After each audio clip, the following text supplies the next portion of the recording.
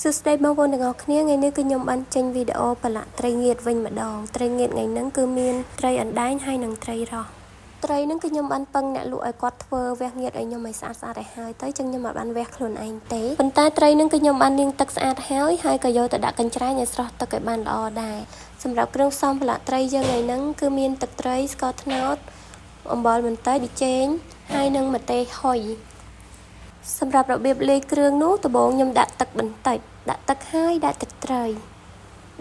ហើយដាក់អំបិលម៉ត់ចូលបន្តិចដាក់ប៊ីចេងដាក់ស្ករត្នោតហើយនឹងដាក់ម្ទេសហុយផងដែរគ្រឿងផ្សំហ្នឹងខ្ញុំដាក់តាមចំណូលចិត្តរបស់ខ្ញុំណាប្រឡាក់សាពេកក៏អត់កើតដែរអញ្ចឹងវាធ្វើឲ្យត្រីយើងហើមសាច់ចុះហ្នឹងហើយនៅពេលដែលយើងលាយគ្រឿងបានសព្វល្អហើយហ្នឹងសូមយើងដាក់ត្រីចូលហើយយើងធ្វើការប្រឡាក់វាទៅចង់ពាក់ស្រោមដៃក៏បានអត់ពាក់ក៏បានដែរស្រេចចិត្តទេខ្ញុំសូមរីខមមិនឲ្យបងប្អូនទាំងអស់គ្នាពាក់ស្រោមដៃទៅដោយសារពេលប្រឡាក់ហ្នឹងយើងដាក់ម្ទេសហុយអញ្ចឹងជៀសវាងការធ្វើឲ្យកុហលកាហែកដៃអញ្ចឹងពាក់ស្រោមដៃទៅល្អត្រីងៀតដែលគេលក់ឲ្យយើងហ្នឹងពេលគេប្រឡាក់ហ្នឹងគេដាក់ក្រាមហើយក្រាមហ្នឹងវាធ្វើឲ្យត្រីហ្នឹងនៅរឹងសាច់រហូតអត់ងាយខូចប៉ុន្តែវាប៉ះពាល់សុខភាពបើយើងប្រឡាក់ខ្លួនឯងចេះយើងអាចដាក់ក្រាមហ្នឹងទេចឹងវាសុវត្ថិភាពជាងចឹង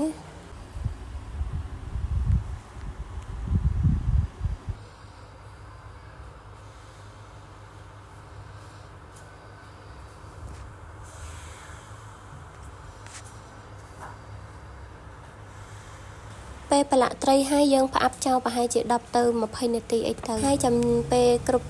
នាទីដែលកំណត់ហើយសូមយើងយកទៅដាក់ហាល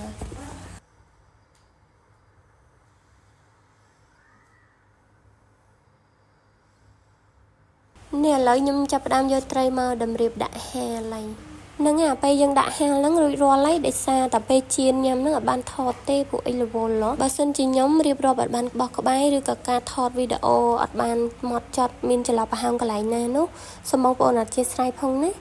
បើសិនជាមានចម្ងល់អីអាច comment នៅខាងក្រោមវីដេអូនេះបានណាឥឡូវនេះខ្ញុំសូមជម្រាបលាអ្នកទាំងអស់គ្នាសិនហើយយើងនឹងជួបគ្នានៅវីដេអូថ្មីជាបន្តទៀតអរគុណច្រើន